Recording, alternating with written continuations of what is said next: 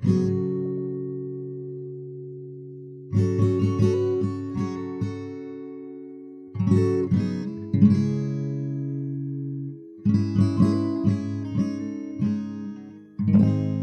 malls are not doing super well here in the United States at the moment. For younger listeners of the show, I should probably explain that a shopping mall is a place where people used to go to hang out and buy things. Great big buildings filled with food and drink offerings, and dozens or hundreds of stores and kiosks, offering everything from household goods to sunglasses to electronics to graphic t-shirts and bed linens. Young people in particular would hang out at these massive consumption hubs, window shopping, gorging on unhealthy snacks, and generally engaging in the free market in one of numerous available ways. There were a lot of ways to spend money, and this milling about was often encouraged as a result of that. More time spent wandering the mall meant more money spent in all of those stores.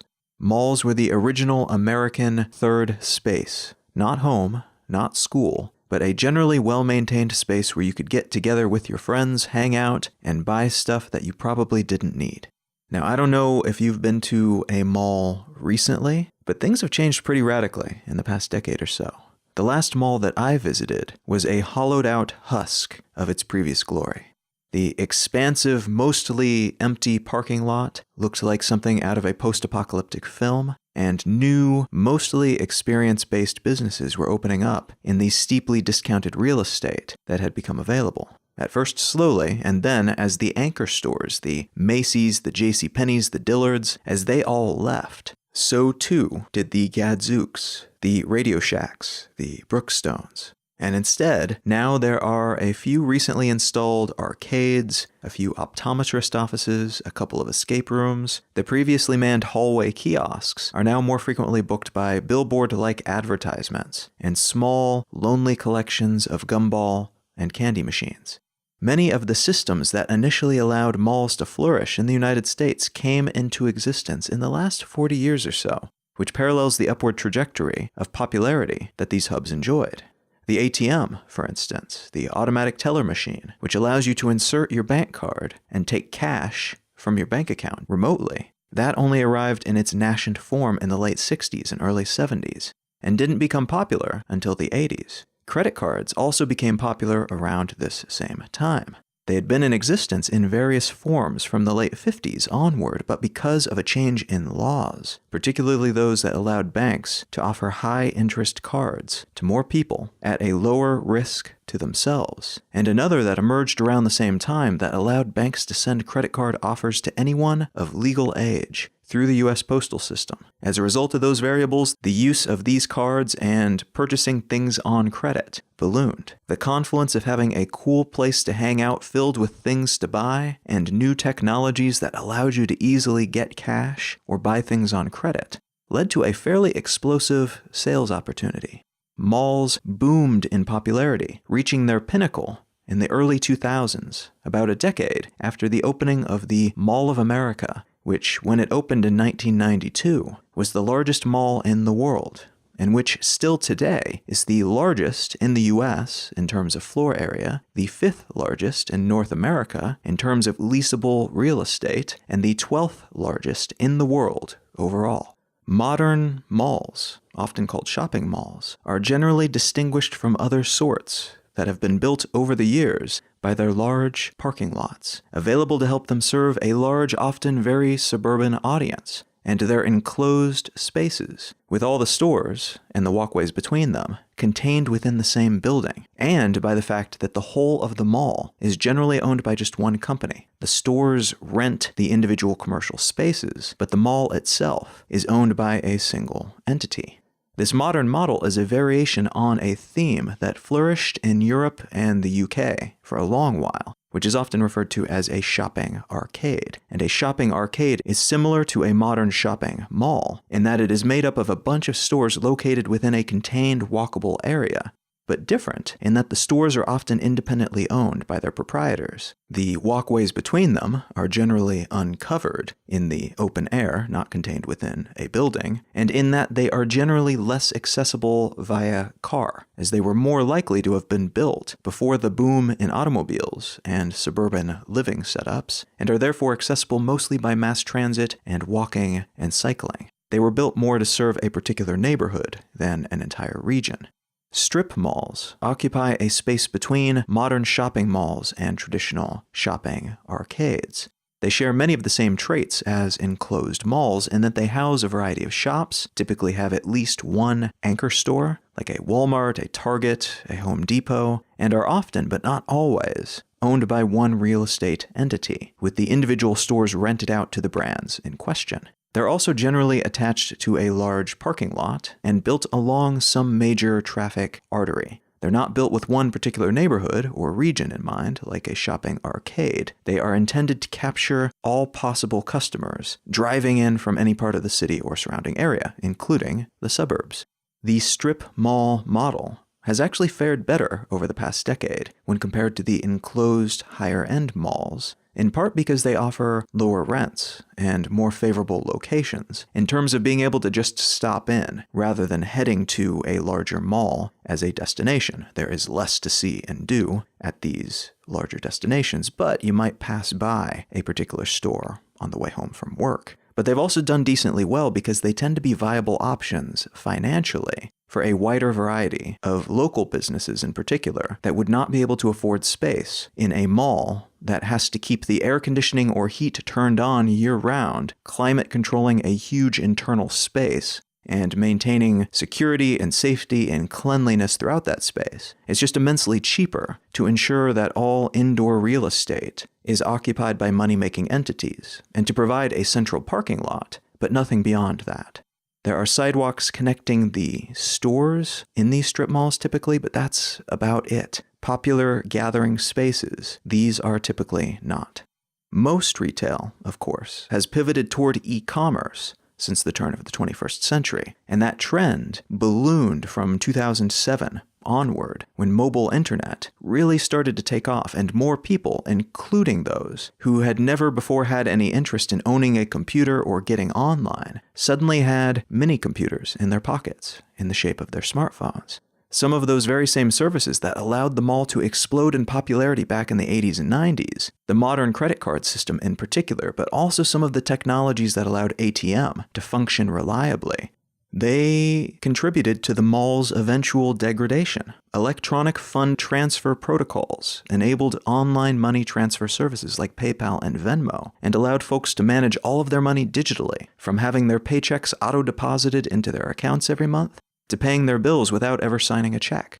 ATM technologies like the development of PIN numbers and similar security measures also found their way into the standards that were eventually implemented for the online economy. And although Amazon, the largest internet retailer in the world in terms of revenue and market capitalization, and second only to Chinese company Alibaba in terms of total sales, didn't make huge waves when it first arrived on the scene back in 1994, as those pieces began to fall into place, laying the groundwork for secure, reliable e-commerce systems. Amazon and a few other companies were there, ready and waiting for more people to choose the convenience and options enabled by the internet over those offered by the shared air-conditioned interiors, large parking lots, and array of stores offered by their local shopping mall.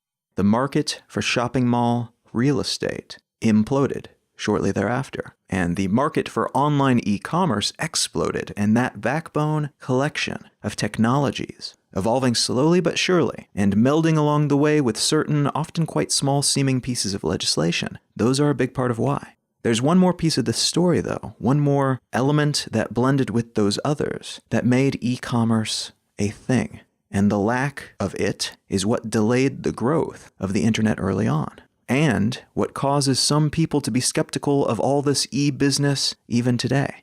And that's what I'd like to talk about today, that last element, trust, and how having more or less of it within a system can dramatically influence the shape and success of that system.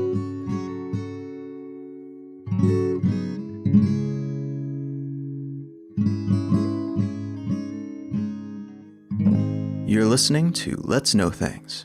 I'm Colin Wright. Let's Know Things is an independent, listener-supported show. If you are enjoying what you hear, consider becoming a patron at patreon.com/letsknowthings. You can also contribute monetarily via PayPal or Venmo and similar services. You can find links to those options at letsknowthings.com. And you can also support my work by purchasing one of the books that I've written, or requesting one of them at your local library. You can find a list of those books, both fiction and nonfiction, at colin.io. All right, let's get back to the show.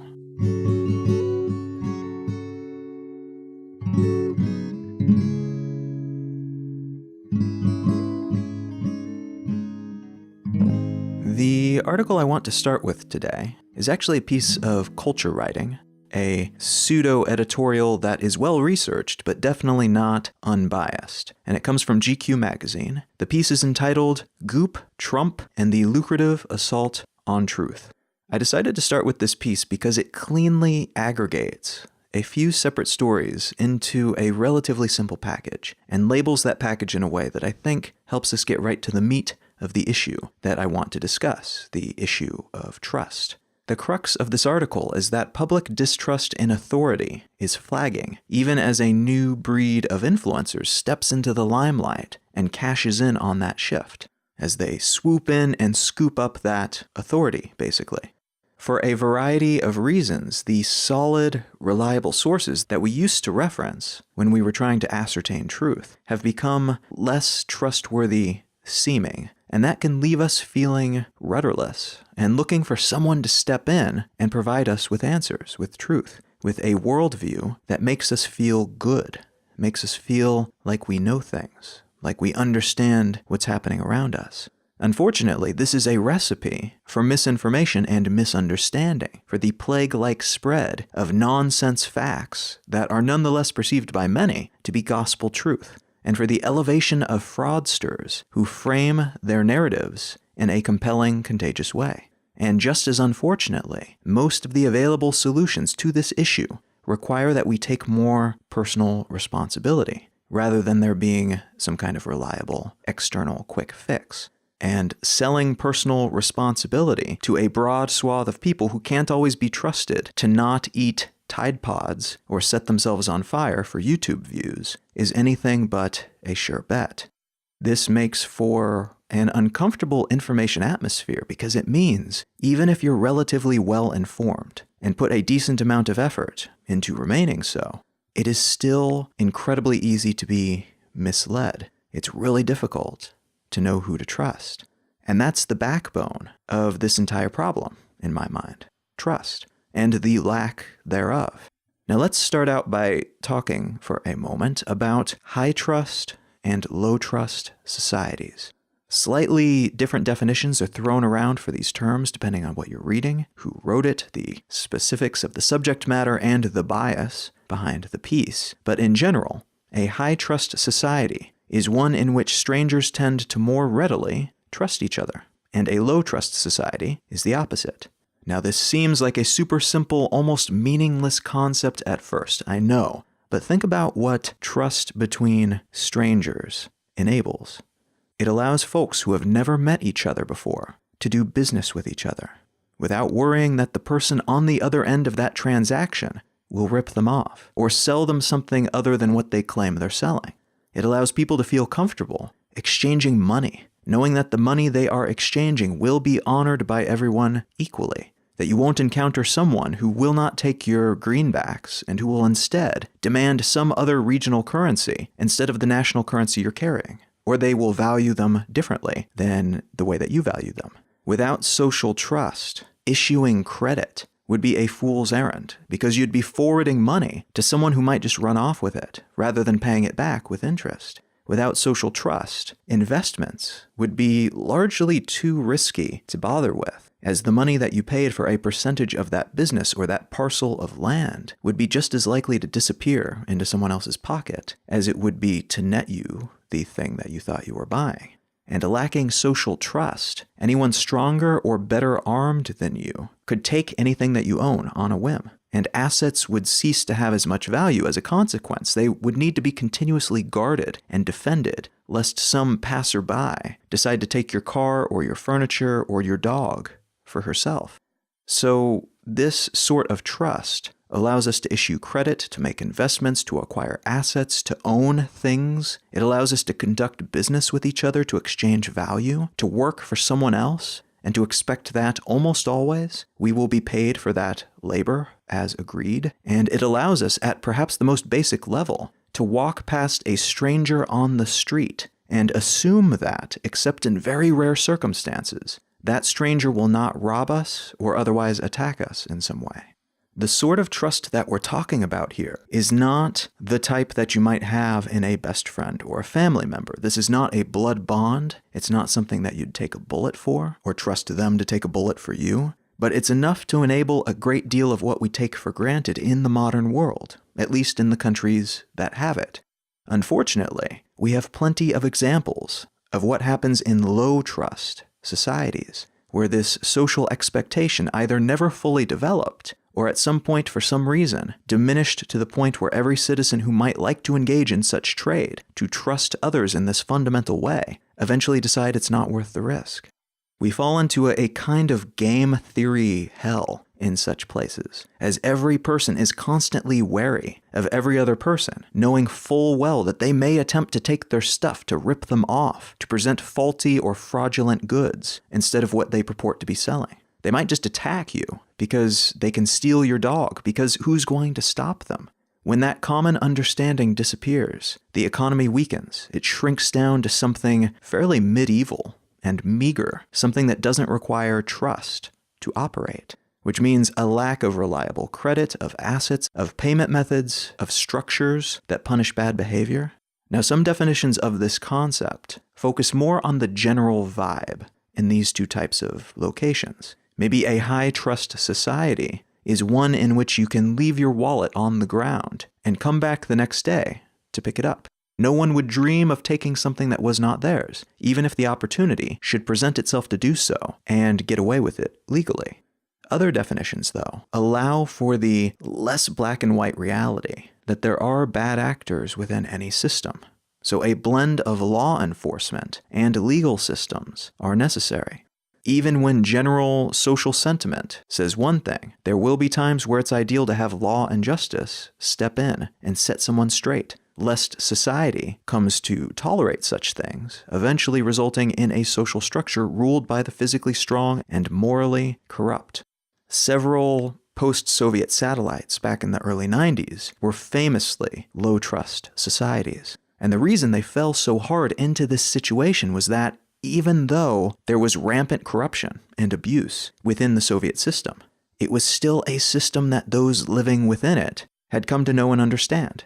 Yes, they would often say things worked one way and they actually operated another way, but everyone knew that. And as a consequence, when you bought your fruit on the black market, it was understood that you got what you paid for, and everyone understood that.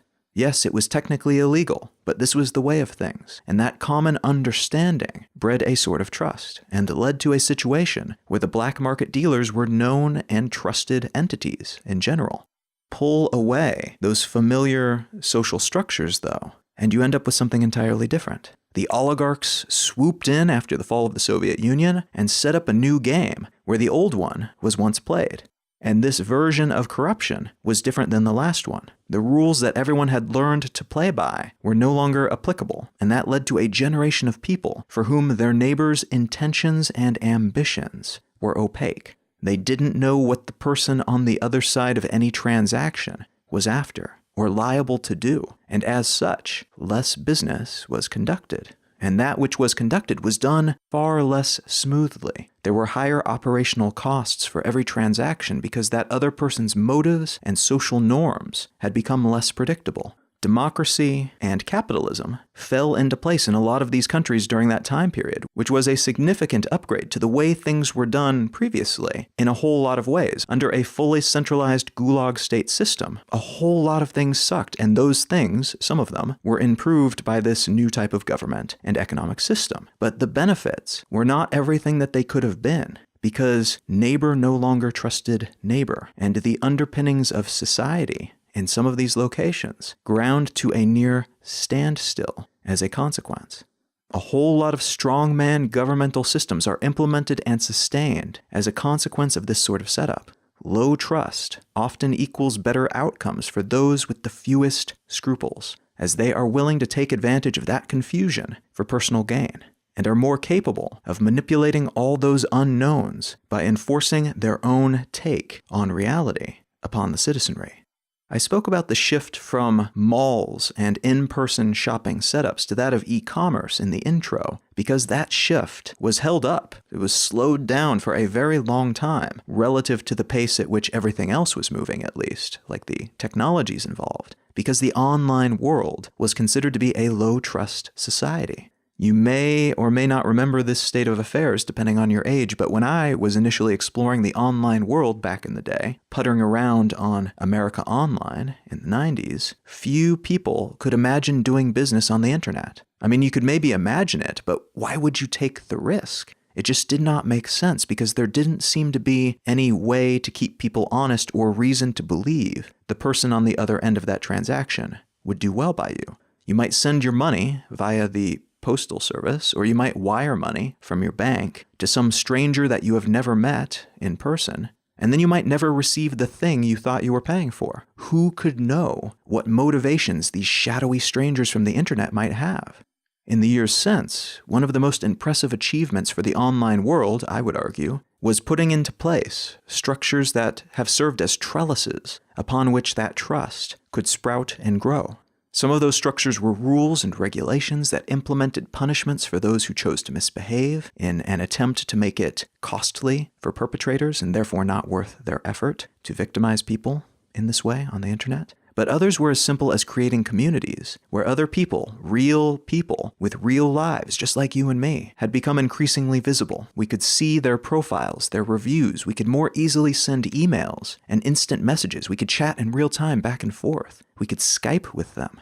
That infrastructure helped build trust in the online world. And even though, just like in any society, there are still bad actors in that space looking for easy marks, the online world today is a place where people mostly deal honestly with each other, which is no small feat considering how many different people from how many different cultures and backgrounds and levels of trust within their own societies are involved in this shared community. So while living in a high-trust society doesn't mean that other people will always behave the way you want them to, it does mean that you will generally know how they will behave. Their behaviors will be more predictable, as will yours to them, which is unto itself quite a valuable thing, as again, it allows you to do business with them, to understand what is safe and what is not, and to understand, for instance, whether that car in front of you will stop at a red light or not, whether they will stop or slow down for pedestrians, or whether they'll speed right by. This term,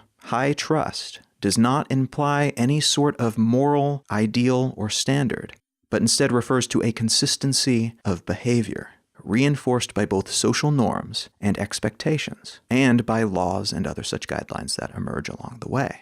Interestingly, as the online world has become more trustworthy, that trust has at times seeped back out into the real world. Being able to pay for things digitally using a phone, and using either payment services like Venmo or pseudo-currencies like M-Pesa, folks who previously would have been hesitant to deal with each other, even in person, but particularly across town or in the neighboring country, are able to do so with relative confidence in how that transaction will pan out. There are rudimentary protections in place with these services, but they also benefit from these structures that I mentioned before, which allow us to feel like we are all on the same boat, that we are less likely to be scammed by another human being who is across from us and on that same M-Pesa network. It just feels much more reliable in a whole lot of ways than meeting up with a stranger and exchanging cash without any of those social structures and guarantees in place. Trust can breed trust, and it can spread the benefits of high-trust societies. In a lot of ways, the United States and other liberal democratic countries' efforts to spread democracy and capitalism around the world have been an effort to make this so worldwide, to increase the amount of trust that we have in each other, which in turn reduces conflict and unpredictability. We know how everyone will behave toward everyone else, at least when it comes to exchanging value, and that increases the potential for wealth for everyone involved. Unfortunately, though, distrust also breeds distrust, and it can spread just as easily, if not even more easily, than the opposite.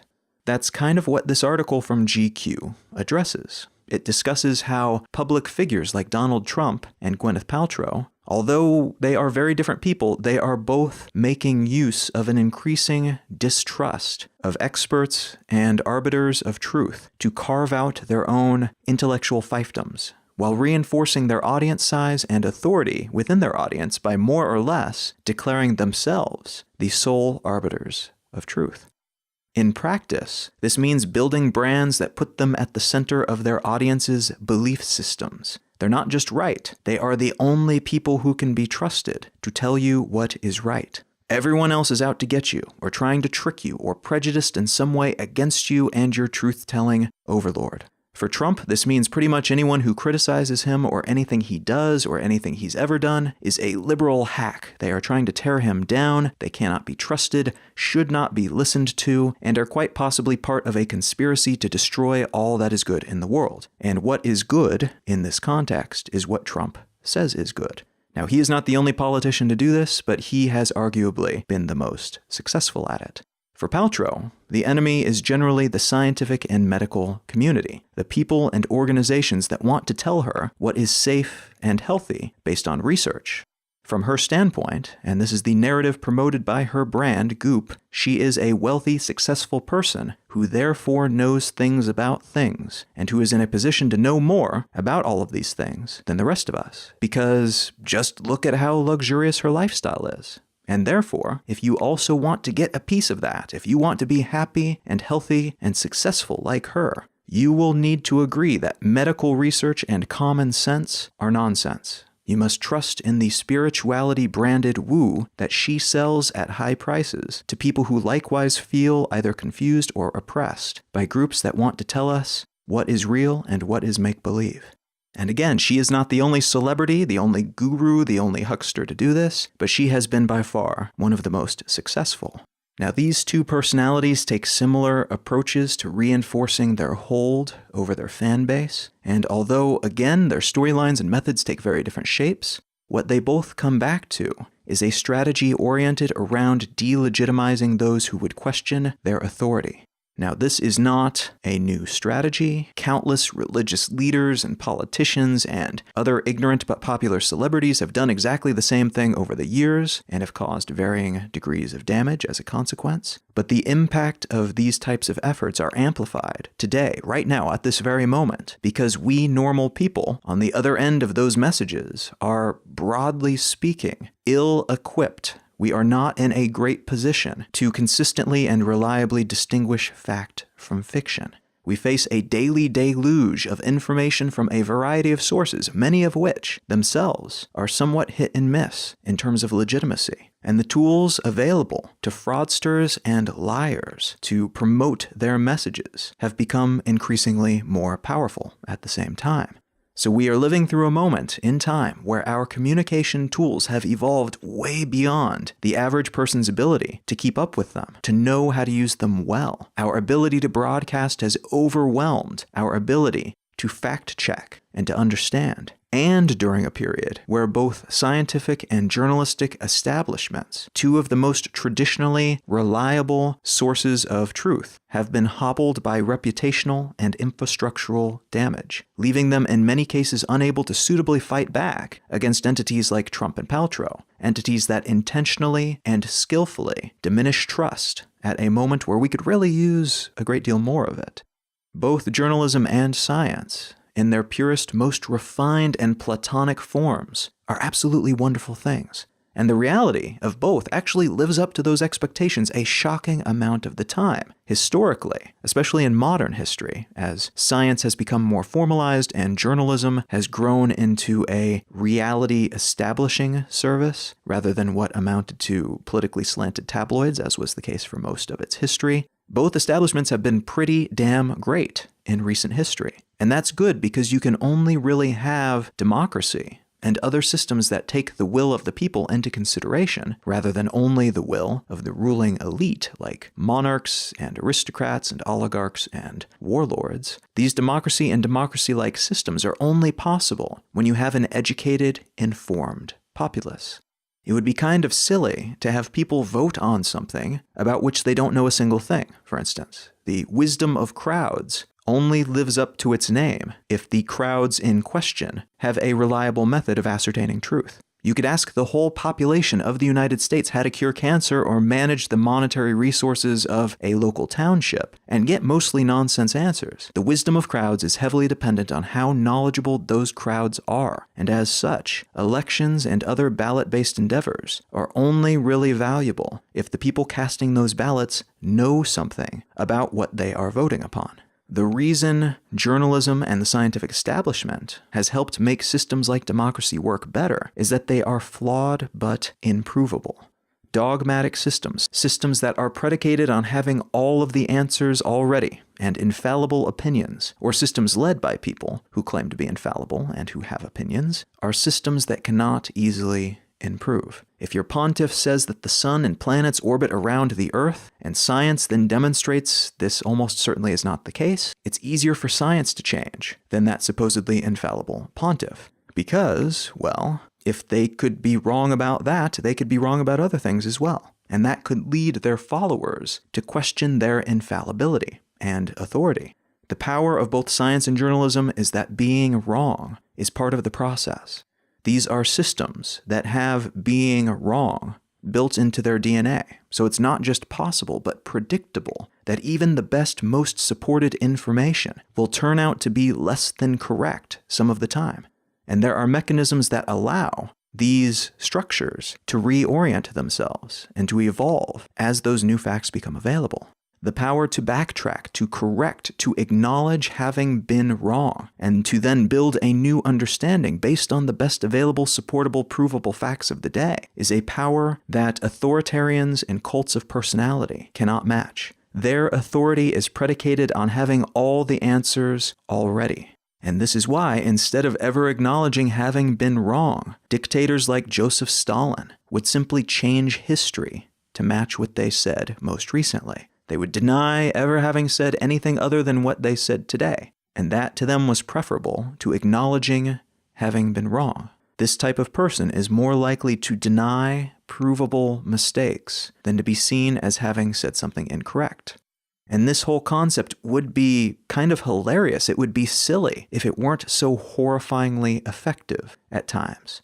Stalin's method for this was to edit old photos and newspapers and to destroy all books that referenced something that he did or said that was later changed for the sake of new information, or a change in stance for the ruling so-called Communist Party. They would also frequently kill people who claimed that he once said something that he was now denying in order to enforce that new reality that he decided upon the everyday person.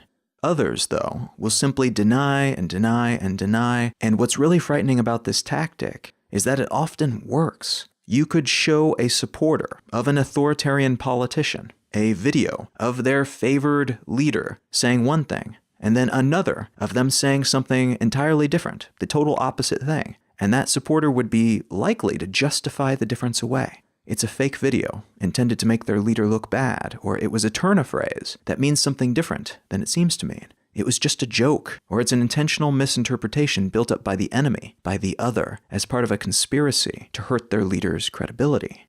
Research into human behavior has shown that this sort of tribalism is not just common, at times it's predictable. And this behavior, the denial of obvious provable facts in favor of one's in-group, one's leader, can actually reinforce their belief in and support of that person, that group. The decision to accept the lies over the fact-based data can cause them to double down on their allegiance to the liar. Now, part of the reason for this, it is posited, is something akin to confirmation bias blended with the sunk cost fallacy. Confirmation bias is the name for our tendency to seek out facts that support our existing beliefs and to discard those that do not, to ignore even demonstrable facts that do not align with our current worldview. And this is something that everyone does to some degree or another. It takes very active attention to your own information gathering and learning process to avoid doing this. The sunk cost fallacy is an economic term that refers to our propensity to continue investing in what we come to realize is a bad investment because we've already invested so much in it. So you get 2 years into a 4-year degree only to realize, oh dang, I do not want to get that degree anymore. It's useless to me and what I want to do with my life. But all the same, in a lot of cases, we will nonetheless decide to finish out those last 2 years because even though the outcome, the purpose of getting that degree, of finishing that program, might be useless to us and might be expensive to do, we've already spent so much money and time moving in that direction. It can be almost painful to feel like we are leaving that prior investment just sitting there, incomplete, not fully realized. And so we put more money and time and effort into the thing that is now useless to us because we don't want to feel like suckers. We don't want to feel like we're just giving time and money away,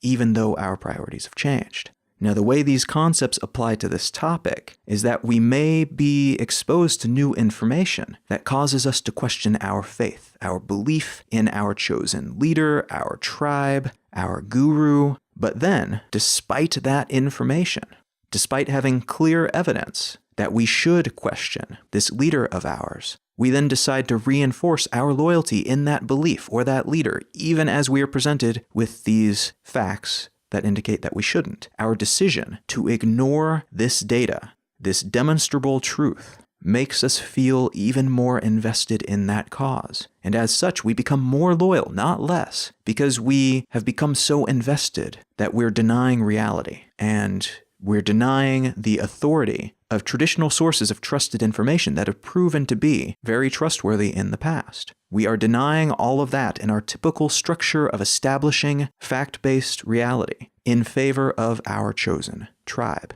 It's a bit like committing to telling anyone who will listen that your favorite football team is the best football team, and they are definitely going to win every match they play, even though all of the data, including your own past experience going to their games, indicates the opposite. You do it not because it's true, in the sense that most facts are true. You do it because it shows loyalty to the cause. Being willing to say that about your sucky team shows your commitment to the tribe above all else, above even logical fact-based thinking about the world. It shows that you value your allegiance to that tribe above your ability to think independently and critically. You have sunk so much into this belief that you are willing to be literally wrong, factually wrong, to live in a dream world in order to be correct in your allegiance to this group that you are a part of. It's notable that low-trust societies have been highly dependent on familial relationships. When you feel that you cannot trust anyone, you surround yourself with kin and perceived kin, that being the only bond, the biological bond, that can feel real and tangible and somewhat reliable in that type of atmosphere. Look at how mafias operate. Look at how dictators operate. Look at how rural politics and businesses operate. You'll often see the same model across the board.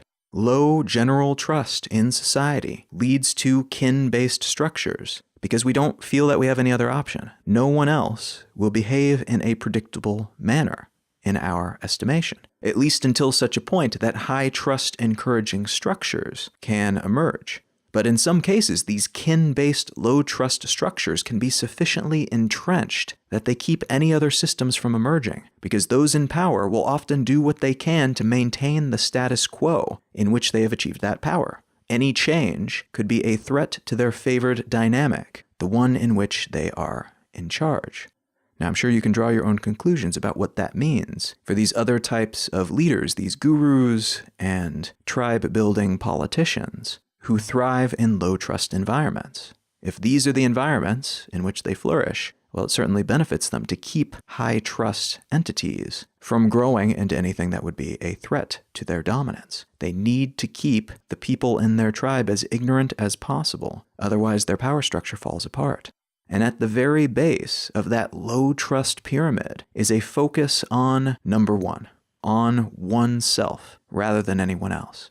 After all, why should you care about anyone else, care about their supposed needs, their well-being, when you don't know whether they would care about you and your well-being? Why should you invest your resources in them and their very existence when you have no way of knowing whether they are adding their fair share into the pot as well? You can see this attitude in the ideologies and lifestyles of authoritarians, of cult leaders, and of powerful influencers of all kinds worldwide. They are more than willing to hamstring other sources of facts because it allows them to build and maintain control. They are more than willing to allow others to be hurt, to destroy beneficial systems, to let the world burn, if it means that they are able to reallocate more resources and power to themselves and to their kin.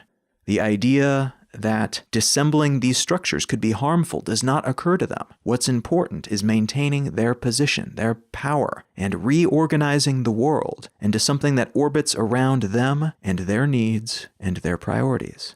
In their minds, they are behaving rationally.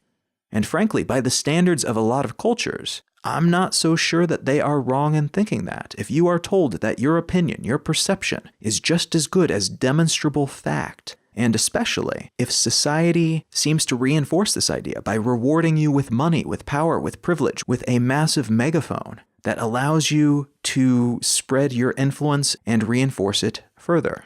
I mean, why wouldn't you think that? Why would you not think that you have all the answers and that everyone else's reality pales in comparison to yours? There are plenty of people with that type of power who do not do this, of course, but at a certain level of success, I imagine you have to work pretty hard to avoid being surrounded by yes men who will keep you inside of a self-reinforcing bubble that positions you at the center of all things. And many of the tools, the technologies and systems that we have built in recent years have helped further solidify and opacify those bubbles, ensuring that even those of us without the wealth and fame of a Trump or a Paltrow can build our own little worlds, cut off from any data that might tell us something that would challenge our worldview, that would dissuade us from or make us question our existing biases. Ideally, of course, we have more systems that encourage self-reflection and internal questioning, more systems that passively expose us to outside ideas, and not just in contexts that encourage us to be outraged and to double down on our current existential paradigms. Ideally, we would support the development of such tools and move away from systems of incentives that encourage the opposite. Advertising-based models, for instance, can lead to networks where we are fed a steady diet of feel-good and anger-stoking content that does not help us grow, that doesn't tell us anything new, that doesn't challenge us, because the data seems to indicate that being challenged feels too much like work. And that causes us to turn our attention away from these platforms and toward something else, something easier. And that is something that an ad-based system cannot abide. As I mentioned before, a lot of the impetus for change rests within us, individually, before anything else is likely to happen within our communities and systems. These larger structures are emergent from us. They are reflections of our behaviors and priorities. And if we prioritize quick fixes and surges of dopamine over longer-lasting forms of fulfillment and growth, of deciding to try to interpret the world in a way that feels good to us rather than trying to see reality more clearly, then it's incredibly unlikely that the right tools for this moment that counter some of the worst outcomes of these new capabilities will arise in time. And we may miss our window to correct for them, to swap out ignorant opinion in favor of supportable fact. We may come to forget why we should even care about such things, despite the fact that the underpinnings of everything that we enjoy, all of the understandings and technologies that we have come to take for granted, all of those things are dependent on knowing things, on being able to say, this is true, this is not true, to a degree that we can go on and make predictions. We can build things based on that knowledge. We know what will happen because we understand the context in which we are performing a certain action. Tribal affiliation, though, cheering for our team, no matter what, that hits us where we are weakest. It's a primal desire to feel like we are a part of something bigger than us and to have an other to root against, just as we have our own people to cheer for. We are not just fighting against authoritarian manipulation here. we are fighting against elements of human nature. I tend to think that there are ways that we can harness those same biological predilections for positive ends if we choose to, if we are particularly clever about the new systems that we build and the evolutions that we stimulate within our existing systems. But in the near future, I'm guessing that we will each individually have to take responsibility for our own thinking and our own understanding and perception of reality, as it seems unlikely that anyone else will do it for us in a way that leaves us more knowledgeable and more capable rather than the opposite.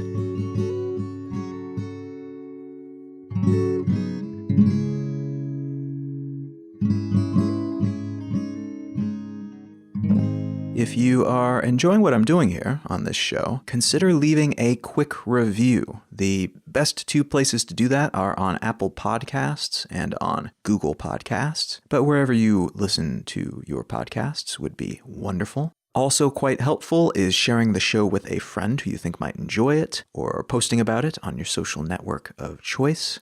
And if you'd like to come out and hear me speak in person, I will be on tour from September 2018 until September 2019. I'll be traveling around North America in a 33-foot 1985 Holiday Rambler Imperial motorhome, and I will be giving talks in a bunch of different cities. I would love to see you at one of these stops if you're able to make it out. You can find a list of all of the tour stops at becomingtour.com, and you can find out more details about the subjects I'll be speaking on, and you can purchase your tickets there as well, if applicable. The book that I'd like to recommend today is called Capitalism Without Capital, and this is by two economic researchers, Jonathan Haskell and Stian Westlake.